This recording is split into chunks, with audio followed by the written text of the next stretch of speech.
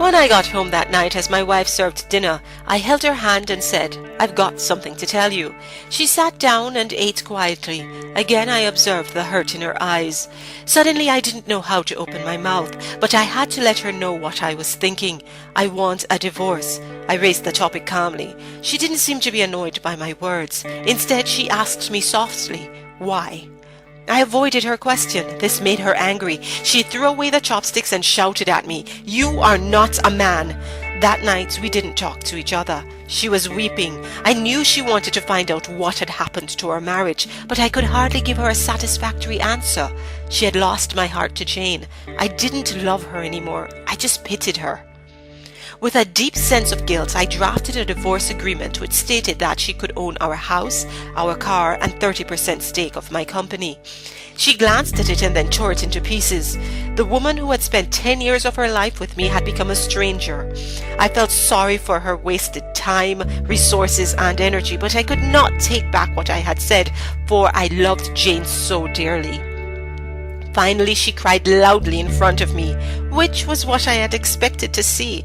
To me, her cry was actually a kind of release. The idea of divorce, which had obsessed me for several weeks, seemed to be firmer and clearer now. The next day, I came back home very late and found her writing something at the table. I didn't have supper but went straight to sleep and fell asleep very fast because I was tired after an eventful day with Jane. When I woke up, she was still there at the table writing.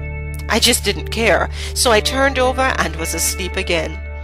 In the morning, she presented her divorce conditions. She didn't want anything from me, but needed a month's notice before the divorce. She requested that in that 1 month, we would both struggle to live as normal a life as possible. Her reasons were simple. Our son had his exams in a month's time, and she didn't want to disrupt him with our broken marriage.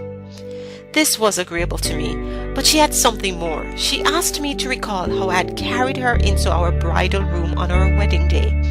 She requested that every day for the month's duration, I carry her out of her bedroom to the front door every morning. I thought she was going crazy. Just to make our last days together bearable, I accepted her odd request. I told Jane about my wife's divorce conditions. She laughed loudly and thought it was absurd. "No matter what trick she applies, she has to face the divorce," she said scornfully. My wife and I hadn't had any body contact since my divorce intention was explicitly expressed. So when I carried her out on the first day, we both appeared clumsy. Our son clapped behind us. "Daddy's holding Mommy in his arms." His words brought me a sense of pain.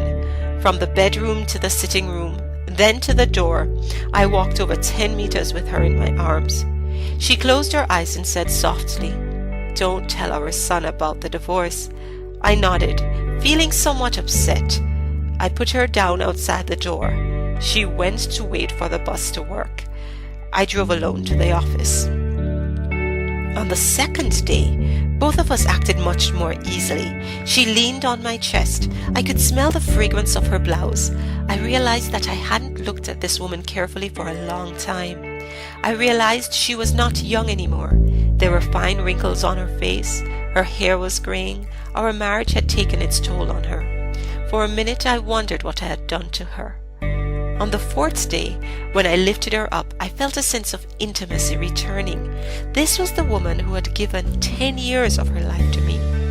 On the fifth and sixth day, I realized that our sense of intimacy was growing again. I didn't tell Jane about this. It became easier to carry her as the months slipped by. Perhaps the everyday workout made me stronger. She was choosing what to wear one morning. She tried on quite a few dresses but could not find a suitable one. Then she sighed. "All my dresses have grown bigger."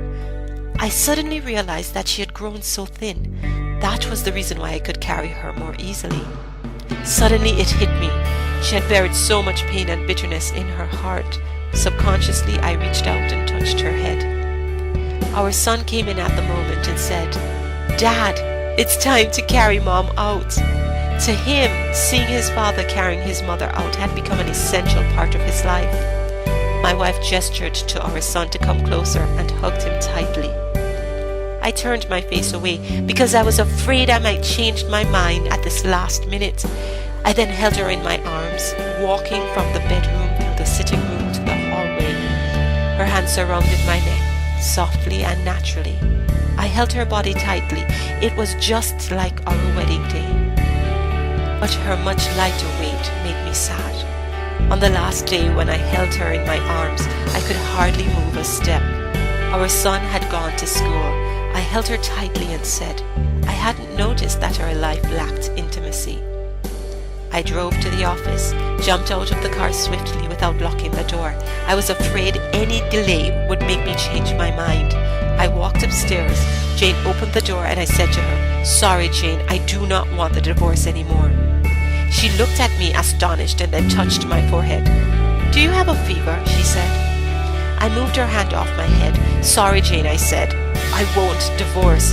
My marriage life was boring, probably because she and I didn't value the details of our lives, not because we didn't love each other anymore.